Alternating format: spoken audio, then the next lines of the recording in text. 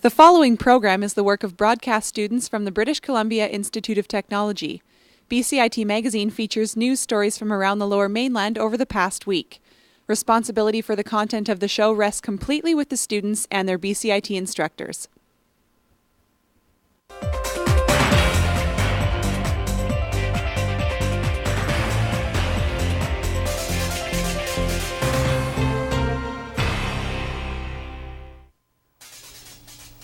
Coming up on BCIT Magazine, Burnaby's Eagle Creek should soon be a hot spot for fish thanks to the work of some volunteers.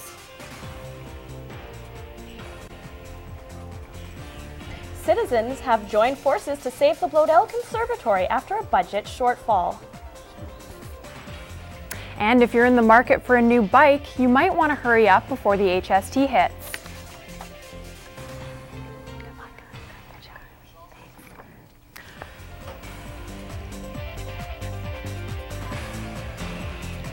Good afternoon and welcome to BCIT Magazine. I'm Carly McLennan.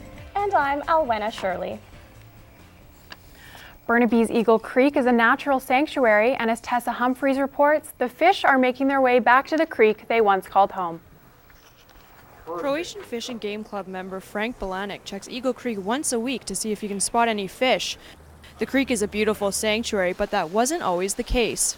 You find the shopping carts, you find old fridges, you find mostly household that the people just throw it into the creek. Teamed up with the Eagle Creek streamkeepers and fellow club members, Frank and the volunteers managed to clean the creek and make it suitable for a release of fish supplied by the Department of Fisheries and Oceans. The release of 50,000 chum salmon smolt was the largest of its kind in Eagle Creek, and Frank is hopeful the fish will return in 4 years to spawn a new salmon population. Although the volunteers still face obstacles such as pollution, the hope is the project will help educate the community about the importance of maintaining the creek. For Eagle Creek Streamkeepers founder Nick Kavenich, who started the project 14 years ago, cleaning the creek was about giving back to the community. It's time to give back in the community for the fish, because the fish should basically died off in the creek. The main thing is to educate people that if we take care of it, the fish will take care of themselves. As Frank sees the fish are doing well, he knows the project will benefit generations to come. Tessa Humphries in Burnaby for BCIT Magazine. The Bloedel Conservatory is Vancouver's own exotic oasis and has been around for over 40 years. However, as Christa Dao explains, the future of the site is uncertain. The Bloedel Conservatory here at Queen Elizabeth Park is home to many exotic plants and wildlife. In November of 2009, the City of Vancouver announced that it could no longer afford the conservatory and made a decision to close the site. Friends of the Bloedel is a non-profit organization. It was created in December of 2009 in response to the Parks Board decision to close the Bloedel Conservatory. So it's just a group of ordinary citizens who came together to try and find a solution to what we think is a pretty bad decision. There's not a lot of affordable things for families to do in Vancouver, and this is one of those things that kids really enjoy. I think people really care. We had over 6,000 signatures on our electronic petition, and we have, like I say, 480 members. Our fundraisers sell out. People really want to save this place, and I know there's been a big email campaign as well. I know the Park Board and City Council have been inundated with emails from concerned people. Nobody wants us to close.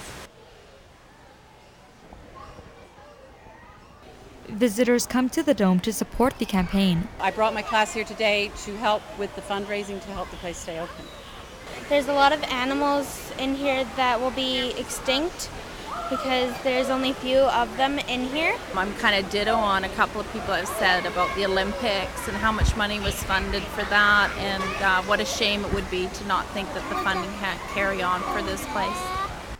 The City of Vancouver is currently accepting proposals from the public on ways to manage or operate the site in a different environment.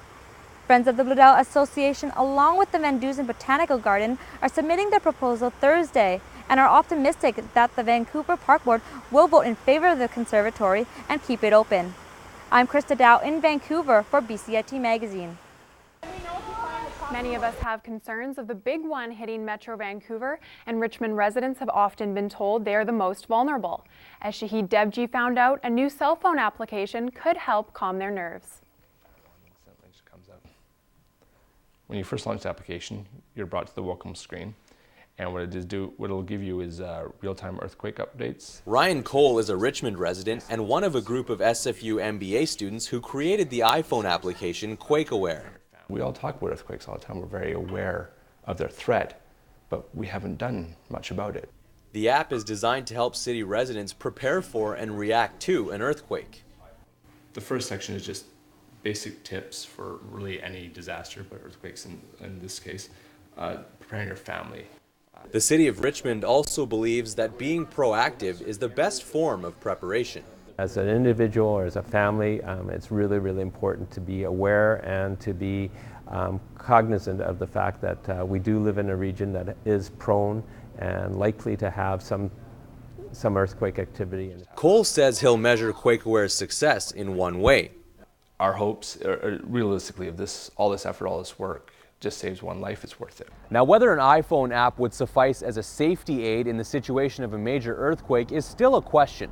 But what the creators of this application and the city would likely agree on is that it doesn't hurt to be prepared. Shahid Devji in Richmond for BCIT Magazine. The price of a bike is going to rise thanks to the harmonized sales tax, but as Josh Derejko discovers, the added tax won't deter some people from getting new wheels.